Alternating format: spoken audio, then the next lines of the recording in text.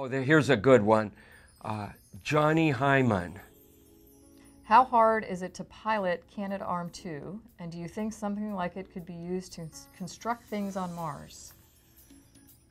Well, we get some really good training, really cool training on flying the Canadarm, and when I talk to kids, I'm always telling them, you know, we have some really neat kind of toys, video game-like facilities and simulators at the Space Center here that we use to train to fly the arm. The big dome that we have, where it's like this mock-up of the cupola, and you're in there with the robotic workstation, which is computers and, you know, hand controllers like you would use on your gaming stuff at home.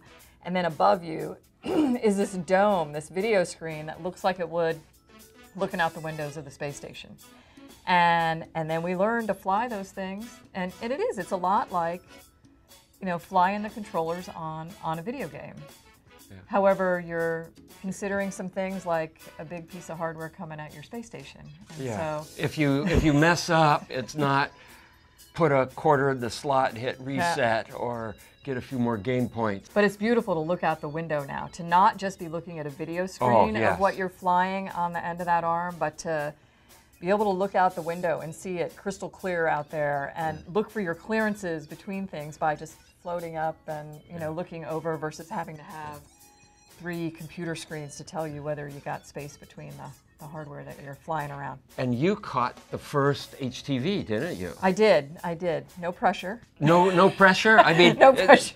only the whole state of the Japanese space program was literally in your hands. And it felt good to be able to do that, and it felt good to be done with it too. And you know what was wonderful about that was this spacecraft, really beautiful spacecraft, HTV, just the colors of it were so impressive to look at as it came towards station. But it operated as it was supposed to. So, you know, we do all this training for stuff going out of control and how are you going to fly the arm to get that. And in your mind, you're thinking, okay, I have to be prepared to do that. And then this spacecraft comes up and places itself at, you know, 30 feet from your station and just stays there like it's waiting for you to grab it. And so you did not have to go into cowboy mode with did not have to go cowboy on it, though we were ready to do that. You were ready to go cowboy. But it was beautiful. You're happy when it's over.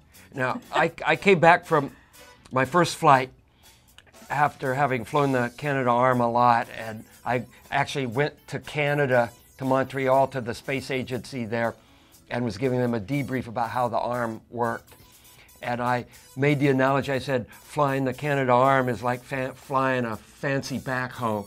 And they didn't like that. I thought I was giving them a compliment because working a backhoe, if you're really good with a boom and a bucket, man, flying the Canadarm is right in there.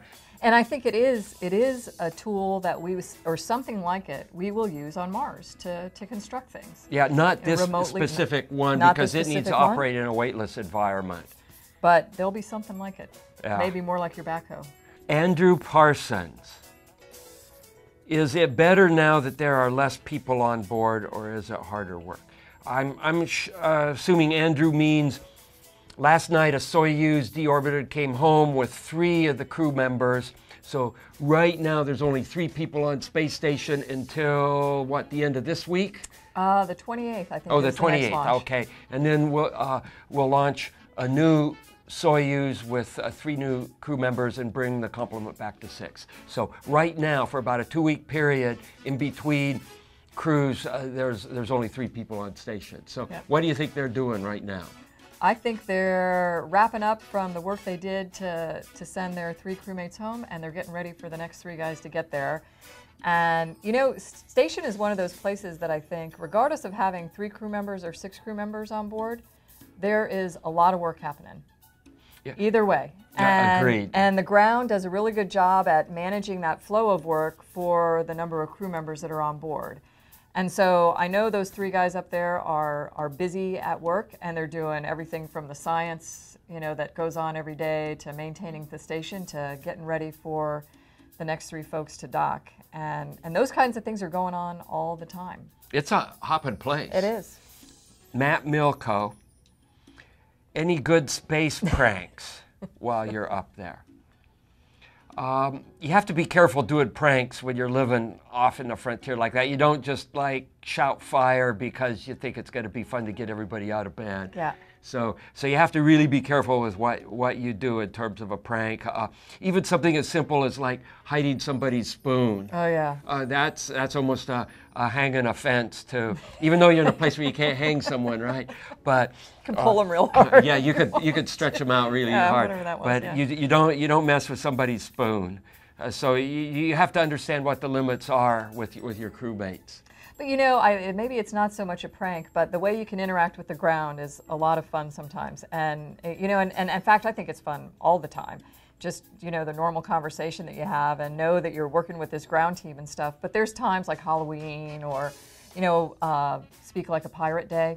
Oh, we had that, you know, we had Mike Barrett on board, and you know, you were required to start off with an ARG if you were going to want to get an answer from the crew that day. So Capcom had to modify their...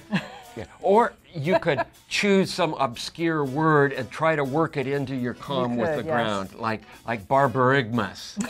and I had to work really hard to figure out how to get barbarigmus worked into comm with the ground. And I think what I did, and those are the funny noises that your belly makes when, you know, after a good meal and you feel all these little rumbles in there.